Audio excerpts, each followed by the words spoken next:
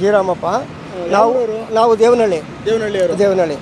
ನಮಗೆ ತುಂಬ ಮಣ್ಣು ತೊಂದರೆ ಆಗೈತೆ. ಸಿದ್ದರಾಮಯ್ಯನವ್ರು ಏನು ಮಾಡೋರು ಅಂದರೆ ನೀರು ಬಿಟ್ಬಿಟ್ಟು ರಚನೆ ನೀರು ಮಣ್ಣು ಸಿಕ್ಕಲ್ಲ.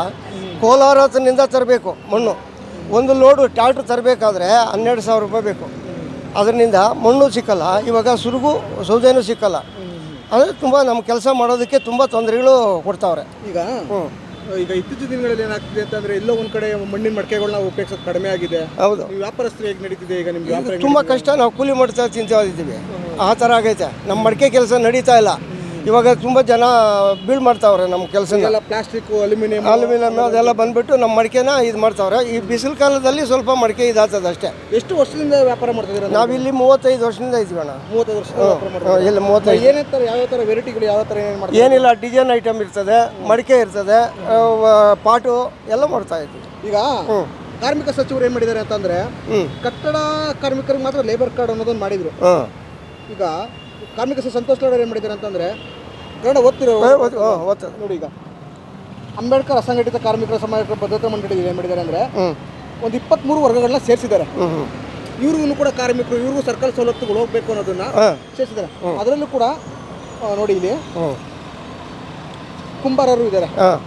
ಈ ಮಟ್ಟಿಗೆ ಸರ್ಕಾರ ಇಷ್ಟೊಂದು ನಿಮ್ಗೆ ಸವಲತ್ತು ಕೊಡಬೇಕು, ಕುಂಬಾರರಿಗೂ ಕೂಡ ಕೊಡಬೇಕು ಅನ್ನೋದು, ಸವಲತ್ತು ಕೊಡಬೇಕು ಅನ್ನೋದು ಸರ್ಕಾರ ಅನುದಾನವಾಗಿ ಕೊಡ್ತಿದೆ. ನಮಗೆ ಇನ್ನೂ ಕೊಡ್ತಾ ಇಲ್ಲ ಸರ್. ಸಿದ್ದರಾಮಯ್ಯನವರು ನಮ್ಮನ್ನು ಬೀಳ್ ಮಾಡಿಬಿಟ್ಟವ್ರೆ.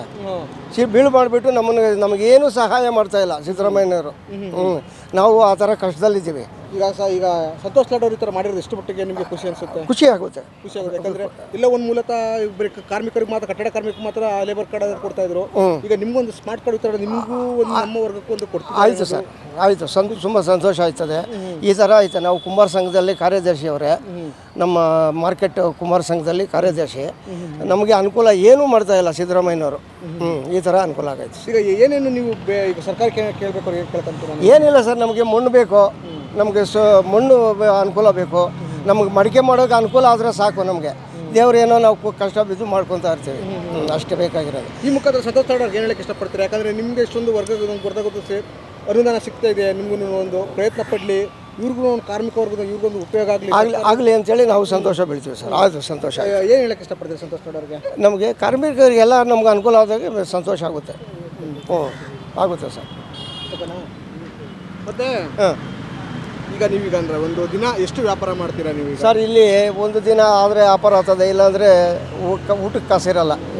ಒಂದೊಂದು ದಿನ ದೇವರು 500, 600, 1000 ರೂಪಾಯಿ ಕೊಡ್ತಾನೆ.